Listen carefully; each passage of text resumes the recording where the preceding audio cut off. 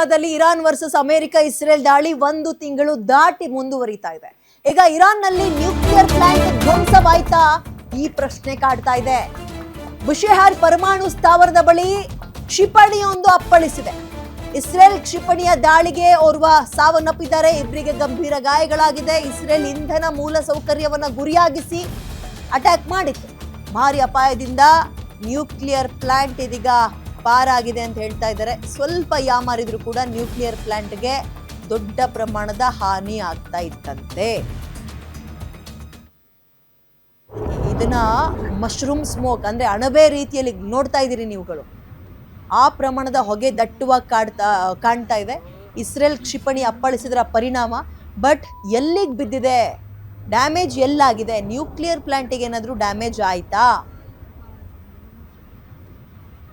ಇದು ಕಾಡ್ತಾ ಇರೋ ಪ್ರಶ್ನೆ. ಅಂಡ್ ಈ ದಾಳಿಯಲ್ಲಿ ಓರ್ವ ಸಾವನ್ನಪ್ಪಿದ್ದಾರೆ, ಮತ್ತಿಬ್ಬರಿಗೆ ಗಾಯಗಳಾಗಿದೆ. ಸಾವಿರಾರು ಸಂಖ್ಯೆಯಲ್ಲಿ ನಾಗರಿಕರು ಸಾವನ್ನಪ್ತಾ ಇದ್ದಾರೆ, ಸೈನಿಕರು ಜೀವ ಕಳ್ಕೊತಾ ಇದ್ದಾರೆ. ಮುಂದುವರಿತಾ ಇದೆ ಆದ್ರೂ ಕೂಡ ಯುದ್ಧ. ಬುಶೆಹರ್ ಪರಮಾಣು ಸ್ಥಾವರದ ಬಳಿ ಆಗಿರುವಂತಹ ಕ್ಷಿಪಣಿಯ ದಾಳಿ ಇದು. ಈಗ ಆ ಪರಮಾಣು ಸ್ಥಾವರಕ್ಕೇನಾದ್ರೂ ಡ್ಯಾಮೇಜ್ ಆಗಿದೆಯಾ ಪ್ರಶ್ನೆ.